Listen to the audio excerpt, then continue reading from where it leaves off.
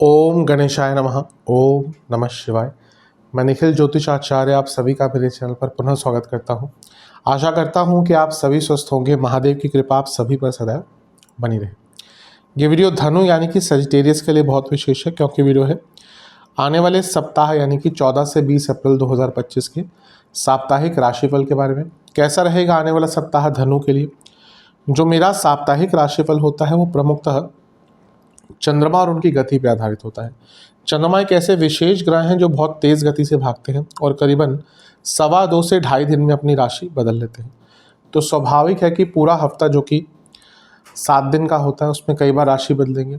मन के कारक है और उनकी विशेषता यह भी है कि जिस भी भाव में जाते हैं उसको एक्टिवेट कर देते हैं।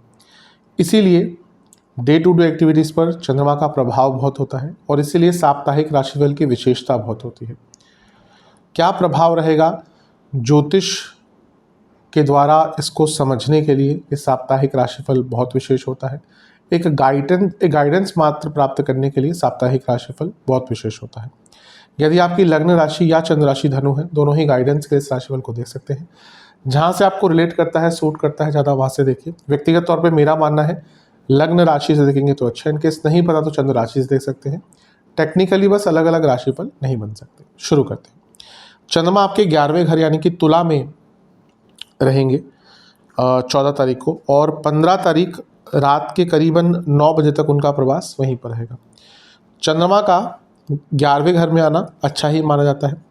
ये लाभ स्थान है, तो यहाँ पर चंद्रमा का आना उस भाव को एक्टिवेट करना, यानी कि लाभ प्राप्त होगा, कोई इच्छाओं की पूर्ति होगी। यहाँ पे उन पर सूर्य की पूर्ण दृष्टि है, तो ये पूर्णिमा योग भी बन गया। और सूर्य खुद भाग्येश है, लक्ष्मी स्थान के स्वामी है, तो उनका 11वें घर पर और चंद्रमा पर प्रभाव दिखाता है कि धन की प्राप्ति होगी, भाग्य की वृद्धि होगी। और चंद्रमा 8वें घर के स्वामी भी है, तो उनका अपने आप भी 11वें घर में आना अचानक से धन प्राप्ति दिखाता है।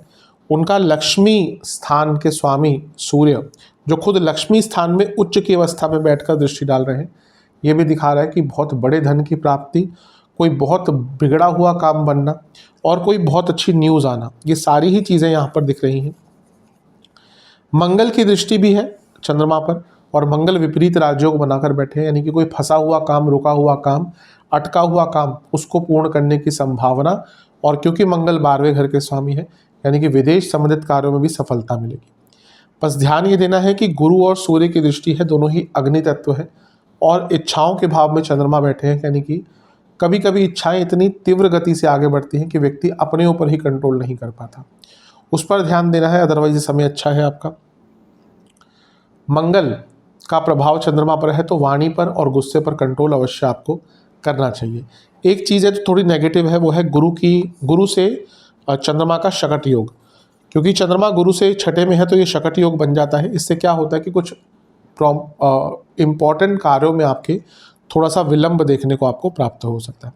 अदरवाइज देखिए, हफ्ते का जो शुरुआती भाग है वो आपके लिए शुभता ही लेकर आ रहा है। नवांश कुंडली बता रही है कि कुछ बदलने का समय है। ये वो समय है जब स्थिर नहीं बैठना, बदलना है। दशांश कुंडली कार्य क्षेत्र में सब अच्छा है, लेकिन थोड़े कॉन्फ्लिक्ट्स हो सकते हैं। बिजनेस शांत रह के काम कीजिएगा, अति उत्साह में आकर काम करेंगे, काम को बिगाड़ेंगे। लव लाइफ की जहाँ तक बात है, चीज़ों को आगे बढ़ाइए। ऐसा लग रहा है चीज़ें बहुत रुक सी गई हैं, थम सी गई हैं, आगे बढ़ाइए। वैवाहिक जीवन ठीक है, कोई ऐसी दिक्कत नहीं दिख रही, लेकिन शुभता बनाकर रखिएगा, ये आपके हाथ में है। स्टूडेंट्स, आपको थोड़ा सा पॉजिटिविटी अपने अंदर लानी पड़ेगी। आप बहुत ज़्यादा नकारात्मक दृष्टिकोण से या दृष्टिकोण अपना कर लेते हैं, उसके कारण बुरा प्रभाव जल्दी आपको प्राप्त होता है। जहाँ तक सेहत की बात है, पेट के रोग, कफ रोग ज़्यादा तंग करेंगे, हड्डियों की प्रॉब्लम भी तंग कर सकती है। सर्वाष्टक में आपका भाग्य स्थान बली है, ये बता रहा है कि भाग्य की वृद्धि तो आपको हफ्ते के शुरुआती भाग में प्राप्त होगी। 15 तारीख रात के 9 बजे के आसपास चंद्रमा राशि बदलेंगे और आपके 12वें घर में जाकर बैठ जाएंगे, यानी कि वृश्चिक में। और 18 तारीख सुबह के 9 बजे तक उनका प्रवास यहीं पर रहेगा। चंद्रमा का 12वें घर में आना एक प्रकार से बहुत अच्छा नहीं माना जाता। वो 8वें घर के स्वामी हैं, 12वें घर में बैठे हैं, तो ये विपरीत राजयोग बनता है। अच्छा है, पहले मंगल द्वारा प्रभाव था जो विपरीत राजयोग बनाकर बैठे थे, अब चंद्रमा भी विपरीत राजयोग बना दिए। चंद्रमा का विपरीत राजयोग बहुत स्ट्रांग नहीं होता, मैं कई बार बताता हूँ, लेकिन हाँ छोटे मोटे अगर आपके कोई कार्य हैं उनको पूर्ण अवश्य कर सकते हैं। तो कोई अटका पैसा, अटका काम, छोटा मोटा या विदेश का काम, वो आपका यहाँ पे पूर्ण हो सकता है। गुरु की पूर्ण दृष्टि है, गजकेसरी योग बन रहा है, और गुरु खुद लग्नेश है, यानी कि यहाँ पे एक नया आधार भी जीवन का रखा जा सकता है शॉर्ट टर्म के लिए। मैं कहूँगा कुछ बदलाव या कुछ ऐसी चीज़ें जिनको लेकर आप बहुत डाउटफुल थे, उनको लेकर नई संभावनाएं और एक नई क्लैरिटी आपके मन में आ सकती है। जब भी इस प्रकार से विपरीत राजयोग चंद्रमा का बनता है तो चंद्रमा क्या है, मन के कारक है, तो सबसे पहले आपका ना दृष्टिकोण बदलता है चीज़ों को लेकर, और जब हमारा दृष्टिकोण बदलता है तो कभी कभी हमें उसके सॉल्यूशन भी आराम से प्राप्त हो जाते हैं। वही दिख रहा है, गुरु आपके चौथे घर के स्वामी है, चंद्रमा 12वें घर में बैठे हैं, मंगल से त्रिकोण का रिश्ता है, प्रॉपर्टी बेचने का कुछ टाइम आप अगर विचार कर रहे हैं, क्योंकि 12वां घर का इन्वॉल्वमेंट है, तो प्रॉपर्टी बेचने के योग भी यहाँ पर आपके लिए बन जाते हैं। तो अच्छा है, ये इस समय का लाभ उठाइएगा। राहु की दृष्टि भी है और चंद्रमा 12वें घर में, तो विदेश संबंधित कार्यों में सफलता मिलेगी। नवांश कुंडली बता रही है कि आपको थोड़ा सा पुरानी चीज़ों से निकलना पड़ेगा। अभी आप पुरानी चीज़ों में इतना लिप्त है ना कि आगे नहीं बढ़ पा रहे। दशांश कुंडली, कार्यक्षेत्र में इंट्यूशन बहुत अच्छी रहेगी, कार्यक्षेत्र में क्रिएटिविटी बहुत अच्छी रहेगी। बिजनेस, नई पार्टनरशिप ढूंढ रहे हैं, नए इन्वेस्टर्स ढूंढ रहे हैं, उसके लिए अच्छा टाइम है। जहाँ तक लव लाइफ की बात है, एक दूसरे को एक्सेप्ट कीजिए, बहुत इंपॉर्टेंट रहेगा ये। वैवाहिक जीवन के हिसाब से थोड़ा सा प्यार से बात कीजिएगा अपने पार्टनर से, थोड़ा सा सौम्यता रखिएगा अपने व्यवहार में, इसका बहुत अच्छा प्रभाव देखने को मिलेगा। जहाँ तक स्टूडेंट्स की बात है, कम बोलिएगा, अपनी ऊर्जा को बचाकर उसको सही डायरेक्शन में लगाइएगा। सेहत के दृष्टिकोण से पेट के रोग, स्लीप डिसऑर्डर, ब्लड डिसऑर्डर, सर्वाष्टक में आपका दूसरा घर बली है यानी कि धन स्थान, ये बता रहा है कि विदेश से धन आने के योग आपके बन जाते हैं। 18 तारीख सुबह के 9 बजे के आसपास चंद्रमा आपके लग्न भाव में ही आकर बैठ जाएंगे और सप्ताह के अंत तक वहीं पर उनका गोचर रहेगा। चंद्रमा का लग्न भाव में आना एक प्रकार से बहुत अच्छा ही माना जाता है, लेकिन क्योंकि आपके लिए वो अष्टमेश बन जाते हैं, इसीलिए थोड़ा सा चीज़ें बदल जाती हैं। मैं हमेशा कहता हूँ ज्योतिष में कई चीज़ों को देखकर ही आपको कुछ कहना पड़ता है। तो यहाँ पे वो चंद्रमा लग्न में आ रहे तो अच्छा है, लेकिन अष्टमेश होने के नाते कभी कभी नेगेटिव इम्पैक्ट भी आ सकता है। पहला धनु लग्न है, चंद्रमा आ गए, एंग्जाइटी बहुत बढ़ेगी आपकी। हफ्ते के अंतिम भाग में आप देखेंगे आपकी एंग्जाइटी थोड़ा सा ज़्यादा ही चरम सीमा पर पहुँच जाएगी। ऊपर से शनि की दृष्टि भी है तो विषयोग भी बन रहा है, और ऊपर से फिर से गुरु का शकट योग बन गया। जब भी चंद्रमा और गुरु षडाष्टक में होते हैं या कहिए एक दूसरे से 6 या 8 में होते हैं तो उसको कहते हैं शकट योग। तो अब हफ्ते का अंतिम भाग क्या है ना कि थोड़े काम अटकेंगे, फिर से शकट योग, बल्कि इस हफ्ते में 2 बार शकट योग बन रहा है, तो आपको अपने कार्यों को बहुत वेल मैनेज करना पड़ेगा।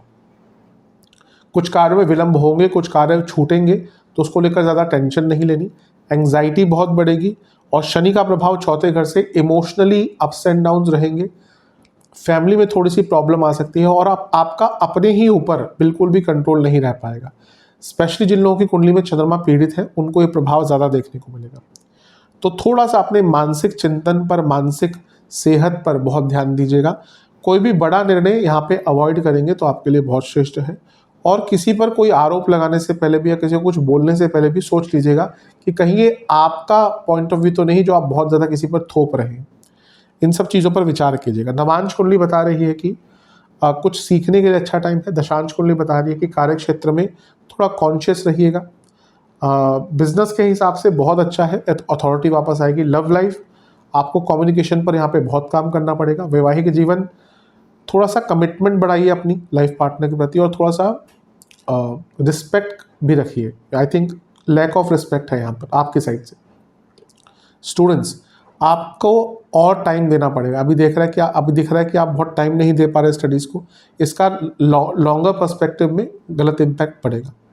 सेहत के दृष्टिकोण से कफ रोग बने रहेंगे, एंग्जाइटी रहेगी, थोड़ी सी एसिडिटी बढ़ सकती है, और वाटर रिटेंशन तंग करेगा। सर्वाष्टक में आपका लाभ स्थान बली है। हफ्ते के अंतिम भाग में कोई नया मौका आपको स्पेशली धन के संबंध में प्राप्त हो सकता है। उपाय के स्वरूप में शिव चालीसा का 3 बार पाठ करें। आशा करता हूँ कि वीडियो आपके काम आएगी। चैनल पर नए हैं, सब्सक्राइब कीजिए, वीडियो को लाइक कीजिए। मिलता हूँ अगली वीडियो में, तब तक के लिए ओम नमः शिवाय।